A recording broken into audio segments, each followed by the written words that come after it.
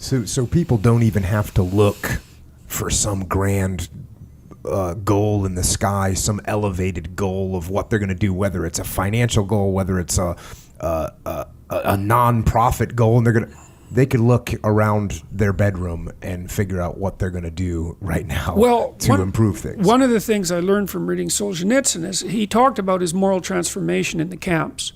And he said the first thing that transformed him to some degree was looking at people in the camps who did refuse to do immoral things no matter what.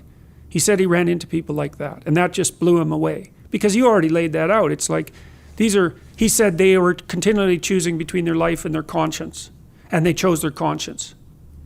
And he tells some amazing stories in the Gulag Archipelago about, dozens of people he met like that, and they're stories of heroism, moral heroism under absolutely vicious conditions. You just can't believe them, so that's pretty amazing. But he said that once he kind of figured out that there was a difference between attending to your conscience and doing whatever was necessary to prolong your miserable existence, that he started to think about that deeply, and that he went over his life with a fine-tooth comb and tried to figure out everything he did that he knew was wrong, and then to try to figure out what he could do in the present to rectify that.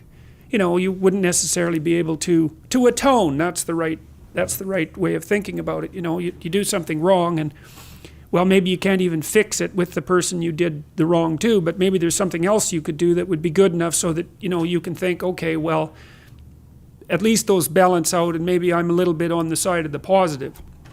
So he did that, and that, he said, that straightened him out a lot. And then he wrote this book, this amazing book that cut the communist intellectuals off at their knees and changed the world, really. And that's a hell of a thing for someone to do who's a miserable Zek in a concentration camp.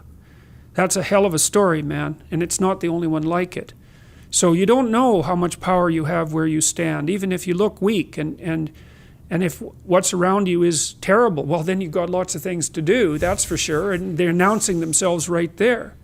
So, and it's tying it in with evil and suffering that is best for me, because it's so real. It's like you can be skeptical about the existence of the good. But if you open your eyes and you do any amount of studying and even any amount of self-examination, you can't be skeptical about the existence of evil. I don't believe that you can. There are things that, read about Unit 731 and then see how skeptical you are about evil. I wouldn't recommend that, by the way, because that is so horrible that you can't really read it without being traumatized. It is unbelievably horrible.